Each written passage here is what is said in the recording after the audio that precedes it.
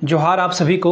झारखंड सहायक आचार्य 26,001 भर्ती के मामले में बातचीत की जाएगी। यहाँ पे एक्चुअली ये डिस्कशन है। You have the paper cutting, you have the information, you have the news, आपके पास सब कुछ है। ये वीडियो मैं क्यों बना रहा हूँ? बहुत तकलीफ़ होती है जब आप योग्य होते हैं और आपकी योग्यता का सम्मान ना किया जाए। श्री किसी 108 ने जो है मिर्ज़ापुर में ये डायलॉग कही थी, वो बिल्कुल सटीक बैठती है सीटेट के विद्यार्थियों के लिए।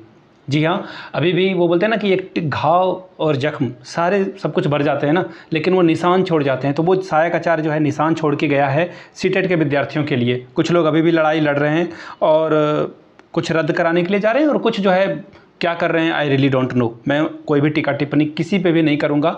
आई am wishing all of them to very all the best कि आप जाएँ, ब्रेक अ लेग, अच्छे से काम करें वहाँ पे।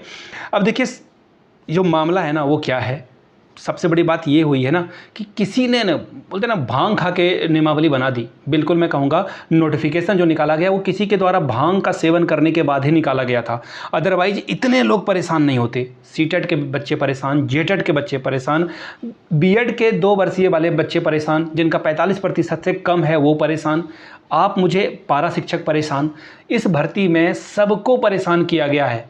फ़ायदा किसे हुआ जानते हो? किसी को फ़ायदा नहीं हुआ है। सभी स्टूडेंट का पैसा बर्बाद हुआ है केस खेलने के मामले में। चाहे जीते कोई भी, एक ही पार्टी जीतेगी, दैट इज़ वेरी ऑब्वियस ना। लेकिन पैसे किसके बर्बाद हो रहे हैं? स्टूडेंट के पैसे बर्बाद हो रहे हैं, चाहे वो जेटेट के स्टूडेंट हो या सीटेट के। मालामाल कौन हो रहा है? एडवोकेट, वकील्स, बड़े बड़े लॉयर साहब जो हैं वो धनाढ़ हो रहे हैं, है ना। मर्सिडीज़ को वो अपग्रेड कर रहे हैं, आईफोन को वो अपग्रेड कर रहे हैं आपके और मेरे पैसे से। और आप और हम कौन हैं? निठल्ले बेरोज़गार, इंतज़ार में कि कोई और एक और भर्ती आएगी। तो ये बिटर रियलिटी है। बाकी मुझे नहीं पता, मैं इस पर कुछ भी और नहीं कहना चाहता हूँ।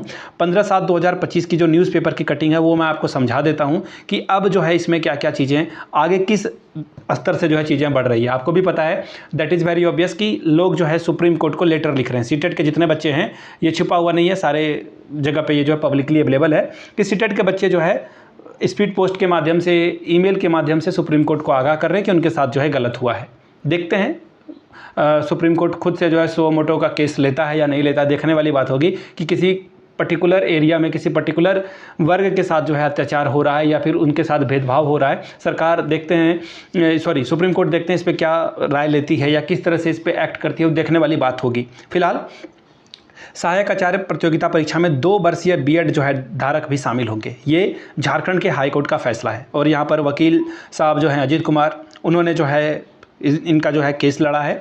और यहाँ पर क्या बातें रखी गई है वो मैं आपको बताता हूँ। देखिए, और क्या इसका जो है निष्कर्ष है, निचोड़ है, वो मैं आपको समझा देता हूँ। देखिए, दस्तावेज जो है जब हो जा रहा था ना, तो उनको बोला गया, जब सहायक आचार्य की डीबी हो रहा था यानी कि दस्तावेज वेरिफिकेशन हो रहा था, सत्यापन, उस समय इनको कहा गया कि आपको बीएड 1 ईयर का लाना होगा। अब बताओ, ये कितनी बड़ी मूर्खता वाली बात है कि कोई अगर 2 साल का बीएड करता है तो वो 1 साल का बीएड कहाँ से ले आएगा? समझ रहे हो मेरी बात को? अगर आपने ग्रेजुएशन 3 साल का किया है, ऑलमोस्ट हम लोग सभी लोगों ने 3 साल का ही ग्रेजुएशन किया होगा, अब ये 4 ईयर का हो गया है। अभी आपने पीजी कर लिया है, बीएड एमएड जो भी आप पढ़ाई कर रहे हो, यू आर डूइंग दैट।